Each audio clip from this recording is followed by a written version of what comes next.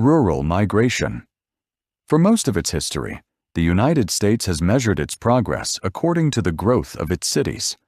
In the last 200 years, cities have expanded very fast, and many have become centers of commercial and industrial activity, and of political, artistic, and social life. There has also been an increasing number of foreign immigrants, people from different countries, moving to America to settle down, and internal migrants, people within the country, moving from farms and rural areas to cities. In recent years, however, something unexpected has happened, and this pattern has changed.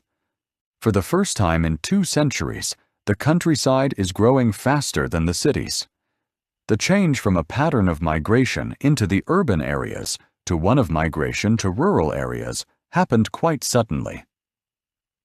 For example, from March 1970 to March 1974, almost 6 million people moved out of the cities, while only a bit more than 4 million moved in.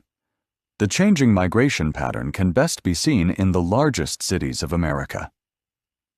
5 of the 8 largest cities, New York, Chicago, Los Angeles, Philadelphia, and Detroit, have actually lost population since 1970. The change seems to show that Americans do not enjoy living in urban areas anymore. Small rural towns have suddenly become more attractive. Many reasons are offered in explanation of the decrease in movement to the cities.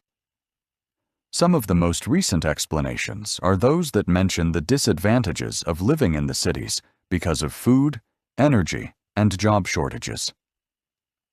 Other urban problems often mentioned are crime, drugs, pollution, and transportation. Another reason why people choose to live in rural areas is probably the growth of colleges and universities in areas outside the cities. Other reasons are the environmental movement, which has been started by people who are in search of cleaner air and water, and the improvement in the living standards of rural communities. Many people today have bought farmland which belonged to people who migrated to the city, and most have started to provide the major part of their needs by growing crops and raising farm animals. The setting up of small and medium-sized manufacturing plants, factories, in rural areas has also attracted people from cities. Although such factories pay lower wages than those in large cities, they provide employment for both men and women and help to increase rural income.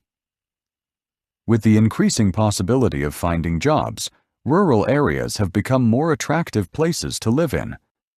Recent improvements in highway systems and transportation facilities help to keep people in the countryside. Many of the people living in rural areas still work in the city, but can easily drive to and from work using the interstate highway system. The return to rural areas, however, does not mean that the United States is going to become a rural society. About 75% of the U.S. population still lives in cities, and hundreds of thousands will continue to move to cities each year.